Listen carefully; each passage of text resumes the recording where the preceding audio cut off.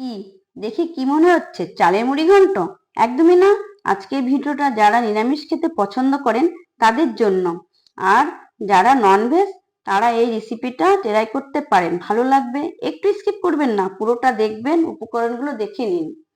প্রথমে পেঁপে কেটে ধুয়ে রেখেছি, আলু ছোট ছোট কেটে রেখে দিয়েছি, জিরে বাটা, লঙ্কা বাটা, আদা বাটা, ধনে বাটা, লবণ, চিনি, হলুদের গুঁড়ো, তেল, সর্ষের, শুকনো লঙ্কা, কিশমিশ, চিনেবাদাম, তেজপাতা, গোটা জিরে, গোলমরিচ,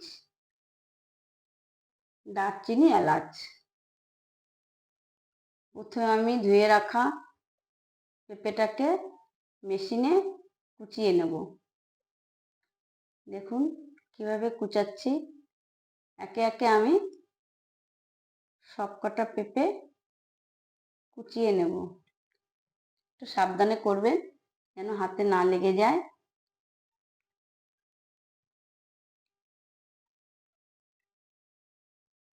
একটু সময় লাগবে মেশিনে কুচাতে।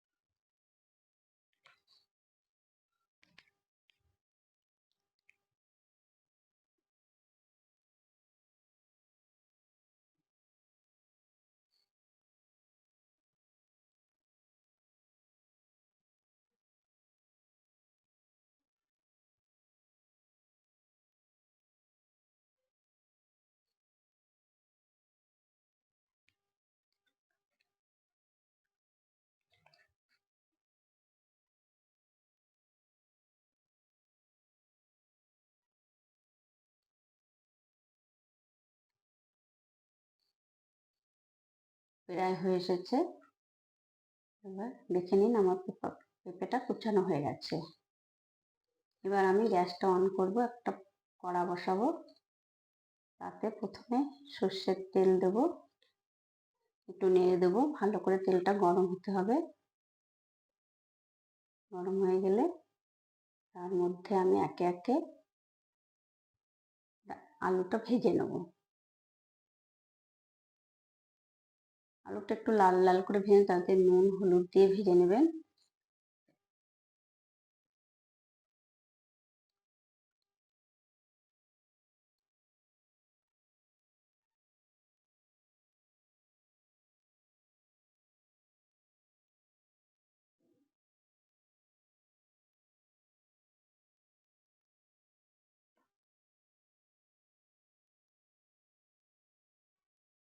আলুটা প্রায় ভাজা হয়ে এসেছে।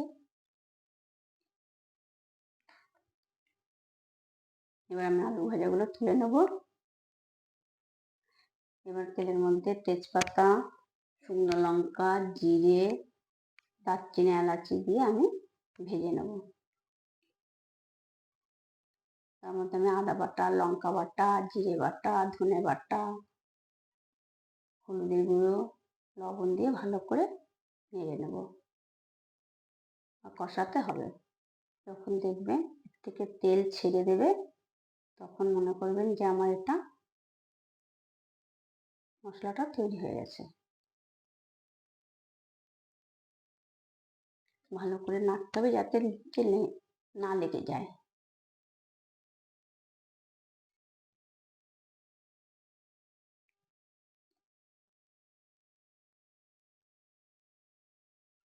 দেখুন মশলাটা আমার প্রায় কষানো হয়ে আসছে। এবার আমি মশলার মধ্যে পেঁপে কুচানোগুলো দিয়ে দেবো।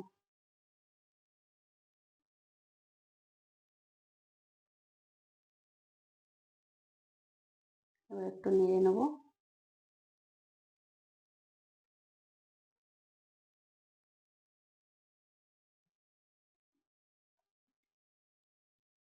তার মধ্যে একটু নুন, একটু হলুদের গুঁড়ো দিয়ে দেবো।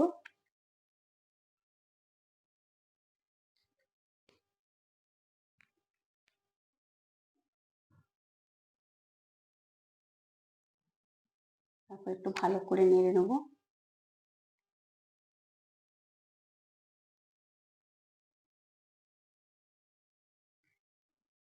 সামান্য জল দেব যাতে পেঁপাটা একটু সেদ্ধ হয়। জল দিয়ে একটু নেড়ে নেব। গ্যাসটাকে একটু লো করে দেবো, দিয়ে একটু ভালো করে নাড়বো।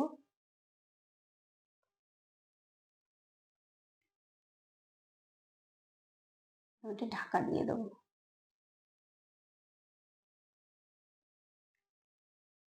ঢাকনাটা খুলে আবার একটু নেড়ে দেবো।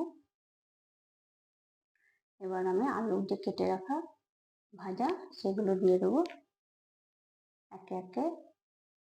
বাদাম, কিশমিশ দিয়ে ভালো করে নেড়ে নেবো।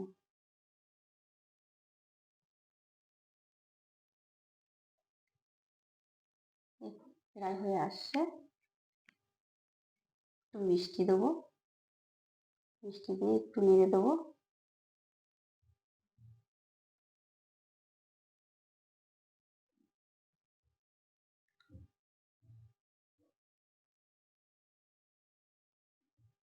একটু গ্যাসটা একটু বাড়িয়ে দেবো, দিয়ে আমি ঘি গরম মশলা দিয়ে নেড়ে দেবো।